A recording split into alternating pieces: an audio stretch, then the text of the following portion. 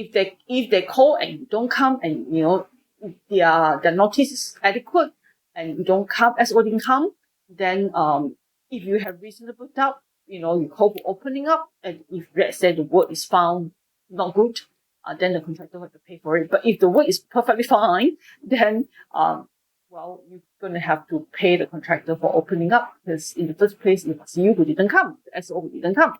Okay, so so this is the practice normally and obviously what else so this is on certain safety as well, supervision on safety, which is also very important besides quality. Okay, and then this linked to the opening up, reworking, and remedial action now. So the supervisor is entitled to instruct the contractor to open up if there's a reasonable doubt or suspicion that the work has compliance issues and integrity issues. Okay, these are the clauses. There will be clauses found in all the forms, JKR form, PWP form, PAM form, CIDV form on these aspects. So it will allow inspection on cover-up work at contractor's cost to be provided if there is a reasonable doubt, especially if the work reveals non-conformance and defective work. So the cost of closing, inspection, and rectification will be borne by the contractor completely. No need to say anything. Okay. So, however, if the work is found full compliance, so most standard forms will allow contractor to claim for extension of time and possibly recover the cost. Okay. As the inspection will be deemed unnecessary. So it's like I said, in the first place, if adequate notice, this is understanding supervision. Contractor give adequate notice, that let's say you say 24 hours, they give you like 48 hours notice and you didn't come, then you say, oh, I'm not sure about how, you do the work, so I want you to open up. This is because of the SO on comfort level, and then you want the work to be open. If not so lucky, the work is actually defective for some reason, then the cost of opening up will be paid by the contractor. But if the work is found in full compliance, there's nothing wrong with it, contractor can possibly, it will allow the cost to be recovered in that sense. Okay, they can actually request for it. Okay, and so again, these supervisory instructions, this supervision thing must be done with reasonable so we don't want any dispute. Like I said, with testing, with inspection, with commissioning, with standing supervision, with opening up, all these things is actually very situation based. The contract actually has certain coverage on all of these things, but okay, the execution bit, it's easy for the contract to say that, SO has the right, SO has the right, SO. Most contracts in Malaysia are very client friendly, so they will give a lot of power to SO. They will write that SO can do this, can do this, can do this, can do this, and then that actually when you have SO that is not doing their professional responsibility carefully, then you are going to have issues with testing, inspections, and all these sort of things, and then end up you want to call for remedial work, you want to call for that, you want to call for cleaning up, and rectification and all that. This has to be done with care in that sense. The chain of event leading up to the actual opening up or the issuance of non-conformance and the instruction to repair or rectify, and it has to be done with sufficient evidence. It has to be done in full procedures as well. You cannot just suka call for this, and then expect, because the contract says that in that one sentence that, SO has the right to do this, you see, and then call for this. Yes, they give you the right to do this, but, it could actually end up in other disputes over time and cost. So we don't want that, the follow on. It's easy to call for it now, and get it done, but then in the end, there may be claims for more time, or they don't want to do it because it would, they don't, competitor find it's like waste of time, because, and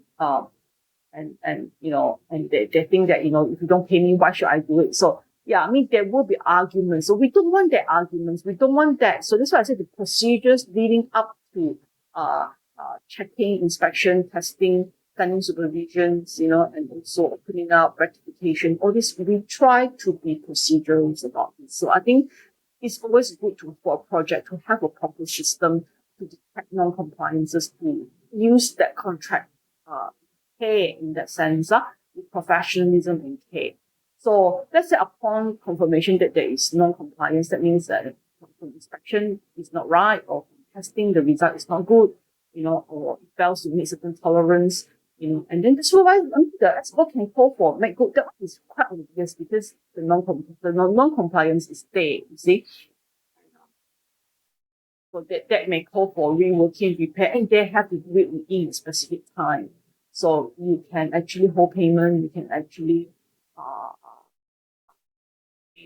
you can actually, even for termination or suspension. I mean, if you want, SO wants to, but again, it's easy to say you have the right, but then most contract never have a full set of practice to say that what is the SOP to be done before you can practice that. So leave it to the discretion of the project team to actually do it. So again, the principle is make sure that you don't take contracts so literally, really, it's like it says this, follow this, but then you forgot that there are events leading up to these things, and then there may be certain reminders, requirement that is necessary to be in place for you to call for this this notification on replacement and rejects and all that. Okay. So normally contractor must expect to respond within a specified time frame. That one is quite specific. You don't write a letter to the contractor and say that please rectify, but you don't give them a time frame. So it's better always contractually make sure that you give them a time frame. If you don't do it, you have to come back and give them more notice as well. Give them extra notice that you haven't done this. The notice was given to you. It's already 7 days, and these are all evidences. If there's going to be dispute later, this will be very, very good evidences for us to keep in the sense for everybody to have, to protect yourself in that way. I mean, unfortunately, not everyone is professional law. So there are other aspects of quality, which means things like these are very, very small clauses, but they are very meaningful as well. So pre-contract visits, so meaning that contractor must go and visit the site to check the condition. Client must provide certain technical things like topography, bore log, water table, site report. Certain things must be provided by client, and this is under their responsibilities. They must do it, but you cannot just base it on the report. It's good for the contractor to go to the site to actually inspect, to actually check the conditions first before you commit to the project. This is what most clauses will say. Okay, client must provide these services and contractor must visit the site as well. Okay, so unless it's specifically assigned to the contractor, COPPO and geotech studies are usually part of pre-contract obligations. So the site investigation report and all this must be done first before before the work starts, before you even engage the contractor. So the information must be there. But in contract, they would say that please go and check inside before you commit to the tender, before you actually tender for the job or to actually quote for the job. So you must do it with full. It's like asking you to walk in with your eyes wide open. Don't later on say, I can't do this, I can't do that. So I mean, this is a way to protect client side so that they don't get so much problem with contractor coming up to them and say that, the information you provide me is wrong, and I can't do the job now. Why? How? Because there is a clause to say that please go and assess the site. Please assess the risk. Please assess the constraints. You cannot fully base on our drawings. For example, a lot of the site, sometimes we have like obstructions, for example, and it's not detected in the topo, it's not detected in some of the reports, and then when the contractor actually work means, hey, this huge obstructions is there, so it cannot lay my pipe, or I cannot go. I have to go underneath it and all that. There will require changes, But there are clauses here that say that, this, if something so obvious, you should have already seen it when you do site visit. So you cannot fully rely. It's like saying to us that, we give you the report, but you cannot fully rely on our report. This is like a way to safeguard the client's butt, in that sense.